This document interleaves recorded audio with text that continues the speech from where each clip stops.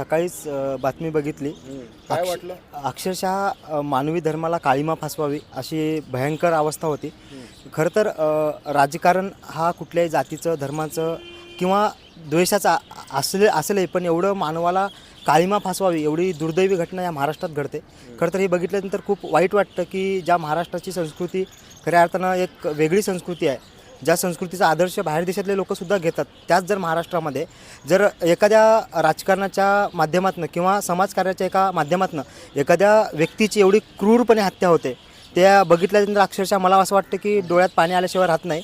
एवढी भयान अवस्था मस्साजोगचे सरपंच संतोष देशमुख यांच्यावरती झालेली आहे. खरं तर ही मला असं वाटतं की दुर्दैवी नव्हेच तर येणाऱ्या काळात थरकाप सुटणारी ही गोष्ट आहे. म्हणजे त्यांच्या कुटुंबियांना असेल, जवळपास अख्ख्या महाराष्ट्राला ही हेलकाळणी घालणारी गोष्ट आहे. खूप म्हणजे खूप विचित्र करणारी गोष्ट. आणि समाज माध्यम असेल किंवा राजकारण आता ह्यावर सरकार काही भूमिका बजावते का? कारण आपलं सरकार ह्याच्यावर निश्चितच काही ना काही उपाययोजना करेल, पण खऱ्या अर्थानं त्या आईवडिलांवर किंवा त्या चिमुकल्या मुलीवर आज जी अवस्था असेल, आम्ही आता विद्यार्थी दशेत असताना आम्ही बघितल्यावर आमच्यासुद्धा अंगावरती काटे येत होते, एवढी भयान अवस्था होती. तर त्यांची निश्चितच त्यांच्या घरची अवस्था काय असेल माझ्यासुद्धा डोळ्यात पाणी येतं आहे. जिथंच खूप हालाकीची परिस्थिती आहे. ह्याच्यावर सरकारने गांभीर्याने लक्ष द्यावं. मला असं वाटतं की कृत्य पुन्हा या महाराष्ट्रात घडू नये असे काहीतरी पावले उचलावे.